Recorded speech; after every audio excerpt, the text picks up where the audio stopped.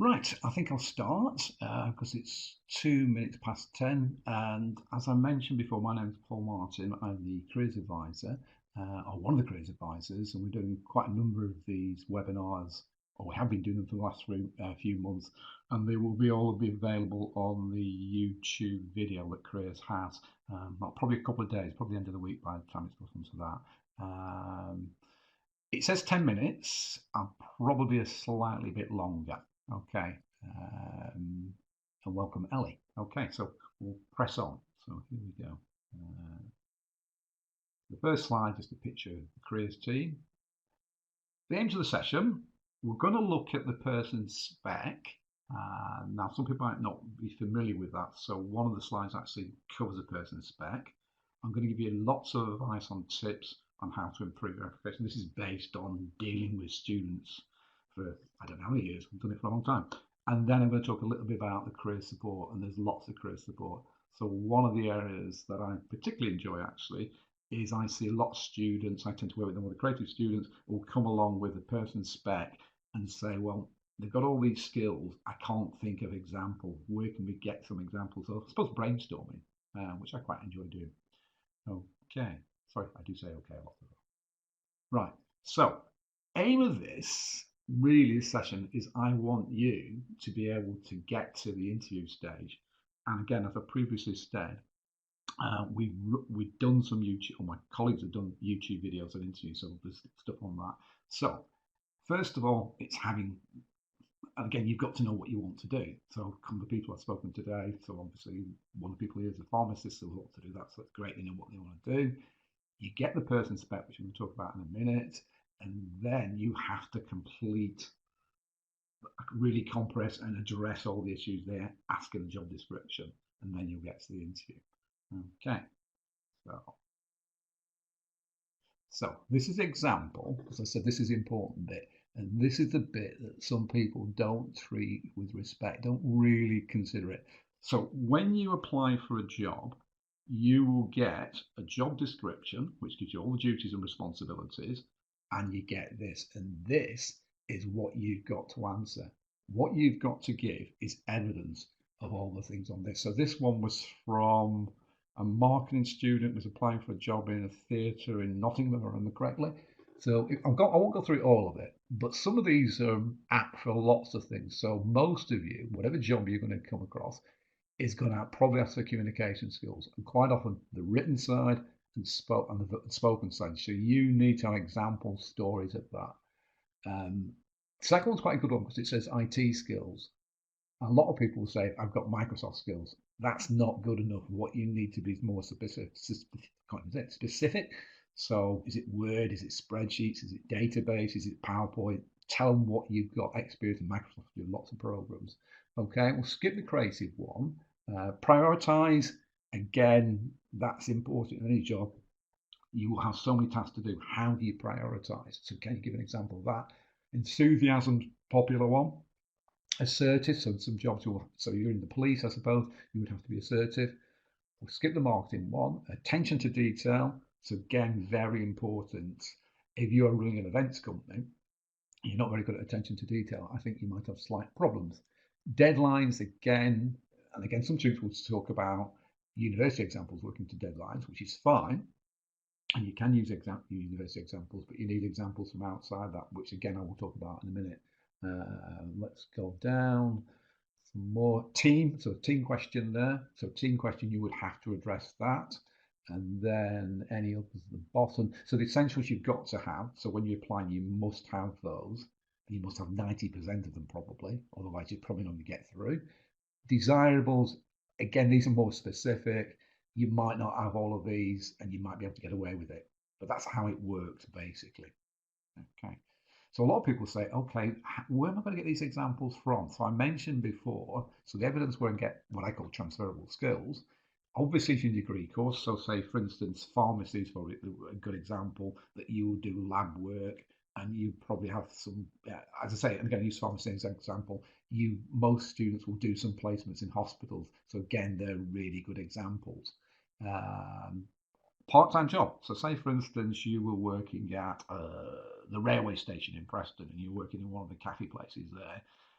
you're meeting people, you're talking, you're communicating, you're making decisions. Sometimes you're going to have to be assertive. There's lots of different skills, which I'll talk about a little bit more, because sometimes people struggle to think about the skills and the knowledge and acquiring a job. Okay. Voluntary work, because again, it is difficult sometimes to get a part-time job. But again, that might be if you're working in a voluntary organisation. I'm going back to before COVID. So you work in a charity shop, something like that. You're dealing with the public, you're dealing with chains, things like that. So again, voluntary work is useful to build these skills up. Again, the university offers a lot of part-time jobs. So the one that comes to mind, if you've been on a university open day, well, we used to have them. Student ambassadors are really important. They meet and greet students and parents. Quite often, a lot of the student ambassadors end up doing the call centre work, so developing all these skills and knowledge. So again, student jobs, or it could be a job in the students' union. Again, brilliant. Any job is getting you this opportunity to develop these skills. We do, or we have always run careers fairs. This year will be a virtual careers fair in November, so that you would get the chance to speak to employers virtually. But in the past, it was really good for networking and meeting people and contacts. And hopefully, at some stage, they will come back again. And we do lots of employers talks as well. So again, they're good ways of networking, making contacts. The enterprise side, so I do see being working with creative students, quite a few students will run their own clothing business or jewellery business. So to me, that's giving there's lots of examples of the fact that you've actually set up a business and you're running a business. That is very creative and very enterprising. And there's lots of things you would have to do. You might do tax returns. So all really good. Again, if you're a sporty person, there are opportunities there. So I've come across people. I remember a girl a few years ago with the hockey team. In her example, she was captain, and it's about motivating one of the teams in one game where they were losing 3-2 or something at half time, and she motivated them. Got 3 putts or whatever it is in hockey in the second half. And again, quite a few students go for competitions. So a student I've seen recently, or spoke to recently, won a fashion competition where she's going to have to make something for a fashion line. So the fact that she's won this competition is fantastic. I've seen another person who won a literary competition, so they've obviously got writing skills, things like that. So they're just some of the examples. But again, as I said, sometimes it is quite difficult to think of them. Now, the next slide is more something I was thinking about, which I might use in group sessions. So I'm using as a barista. And the question I would be asking students, okay, in a group, can you think of the skills and knowledge that you've acquired in this? And people find that difficult, but in a group, you're getting people working together and you come up about 15 or 16, and that applies to lots of jobs. So sometimes I've seen people and they've got a part-time job and they just said, I work in a cafe, but I can't think of the skills that I've developed. And there are lots of skills. So again, it's just sometimes talking to somebody like a careers advisor can be really helpful on that to think of things you haven't thought of. Now, this is really important. One of the things you must do, and students don't, and not just students, everybody, you fill an application form, you send it off, and you forget it. And sometimes these application forms are really good, got lots of really good evidence on them. Keep your examples. So I've put some examples here: problem solving, organisation, teamwork, etc. If you've got a good example, keep that record. So this picture, somebody's keeping it in a diary, some people keep it in a spreadsheet. We have a student that we've worked with for the last, I think it's 5 years now, and he has this master CV of everything he's ever done. It's about 18 pages, and he picks examples from that for his application forms. He's done lots of application forms. He'd be better doing this talk than me, probably. So again, it's doing that. And again, because you do an application form, so you apply for a particular job, so you're a sports therapist or something like that, you don't get it, but you've done that form, a lot of questions that will be asked or the skills you're looking for will come up again. So keep that evidence. It makes it easier for you in the future. And again, most people do an application form and they're so tired at the end of doing it, they just forget about it. I know it's, and again, for instance, one of the things I should do at the end of this talk is sort of reflect on it and think, what could I do better? But I don't. It's just human nature. If you can do that, it really is useful. Okay, now the first question on that Nottingham application was communication skills. Now, some of you have come across the STAR technique. This is a good way of answering skills-based questions. So I'm going to use an example. So this is a student that I saw last year. And the question she was given, she was applying for a bank, I think, or maybe, I can't remember what it was, but she had to give evidence of her communication skills. So this is how it went. So she got a summer placement in a bank working as a customer service. So that was the situation. The task, what the bank was setting up as, her job was to encourage people to go onto online banking. So when you go into a bank, you'll get somebody will come up to you and say, "Oh, you're interested in online banking?" That was her job. Okay. How did she do it? What she said, and she's a very good communicator, or was a very good communicator. She used different styles of communication. So particularly, she said, with older people, are a bit more wary. That's a bit of a sweeping statement, but I think that category. She would be, as a be a little bit, they're a bit more wary. So she was a bit more, didn't push it too much and pushed the sort of the pros and cons of online banking. And as I say, obviously she wasn't pushy. She said she used different approaches depending on the people and built up a rapport. The result, and this is the bit they're interested in, the result for her was she got a very good reference at the end, was actually offered a place at the Graduate Scheme Assessment Centre, so she must have done very well. So all this is doing is giving you a structure to answer questions. So the beginning of the story, what the task was, it was a teamwork question or whatever, so it could be a teamwork question, it could be initiative, it's a way of doing them. And again, one of the things is when you go for your interviews, you'll come across this. I've actually included an article on one of the slides if you want to read more about this. Okay, but it's used by everybody for application forms and, as I say, for interviews. Once you get used to it, it is good, but you need examples. Okay. So 11 tips. Yeah, now this is the first one. I'm smiling at this. I'm as guilty as anybody else of this. Most people leave it to the very last minute. So the deadline's Friday and they start doing it on Thursday.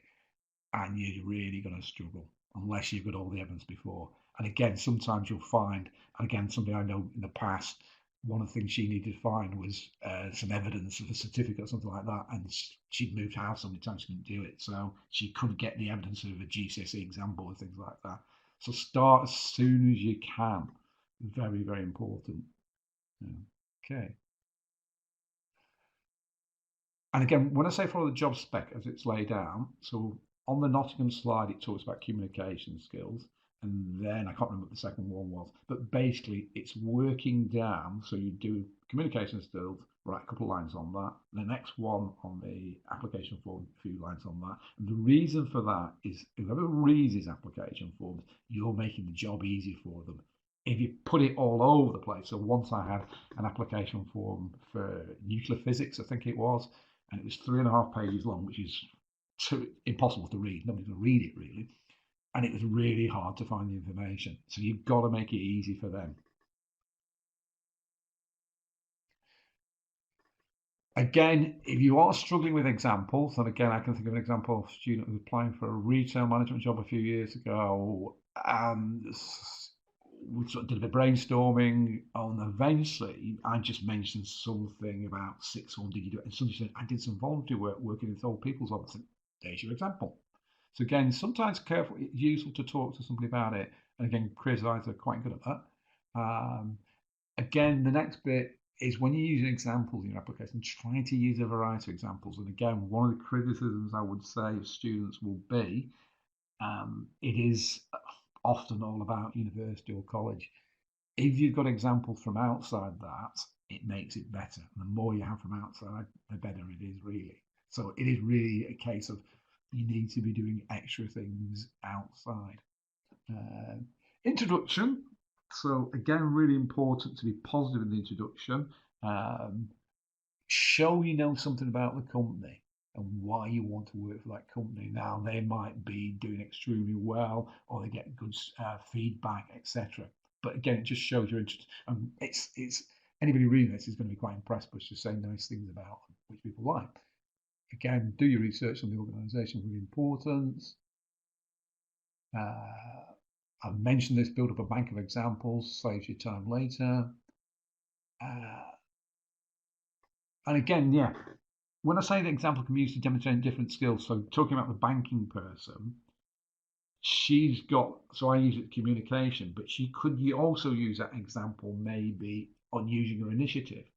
So you can use some of the examples for different skills. You can turn it around a little bit. So it's all about building good, collecting some good stories, I always call it, which you can use. Without doubt, really, well, I shouldn't say this, but it does happen. Lots of people are not very good at spelling grammar. You need to get it checked because it is going to put a lot of people rejected because of that. Again, I talked about length of statement. One page. You shouldn't be really doing more than one page because otherwise it becomes very difficult to read. And if you've got lots of application forms to read, it's going to put them off. Yes, and this is me. I don't do this. The number of times I've filled application forms and the computer's crashed and I haven't saved anything. Don't do it. I'm being hypocritical. I am terrible at it. So save as you go along. And again, one of the things you can do, so students I saw, no, I don't see students, virtual on Monday, and she's applied for teaching, and she sent a personal supporting statement for teaching, and we went through it, and I was a little bit critical, I suppose, in certain things, and said, well, you can't really say that, and you need to say something more about that, and that maybe needs to be changed. So again, as I say, book one of the interviews online with one of the career advisors, you've got an application form. That's what we get paid for. Now, these are quite useful references. So if you've not come across Prospects is the #1 UK graduate site. It's a career site. So Prospects, you just Google Prospects and it comes up and it's brilliant. So it tells you all about jobs. It tells you about applications. It's really, really good. So you must have a look at that. Target jobs, the application ones, that's quite good for, I would say, graduate schemes. So you're applying for graduate schemes, that's really good and very comprehensive. And say you'll get these, the PowerPoint presentation will be available at the end of the week as well. So you get links to all these. Then we've got Career Edge, which is the third one down, which I just about read my eyesight's so bad. Career Edge is the careers website, and it has got so much information, and particularly in the last 6 months, the amount of material on there is there's an awful lot. I find it difficult to find things, so there's a lot of material on there. So it's well worth going to Career Edge and just have a good play around with all the stuff on there. There's a lot of stuff, particularly on applications. The last one I mentioned about the Star. This is an article I saw, which I thought it's an American article. I thought, yeah, that's quite good. So that's worth looking at and gives you some more information about that. Right. I mentioned Career Edge. So that's the link to Career Edge. So again, if you get the chance, it's worth looking through that. We do 20-minute mini appointments and 45, which are the longer ones, which I tend to do, 45 ones. And then all this information will be put on school pages. So again, that will be put on over the next couple of weeks. But as I say, you'll be able to get this presentation anyway. And then, as I say, we've been running a series of webinars on all sorts of subjects on there, top 10 interview tips, etc. Transferable skills, which is similar to this. And then if you wanted to make an appointment, they've got the phone line there, the email are online. And I've done 20 minutes, so double the time. Right, so sorry about that. Have you any questions you want to ask?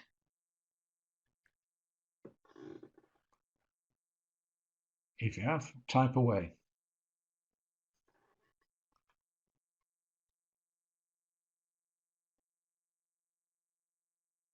Right, nobody typing?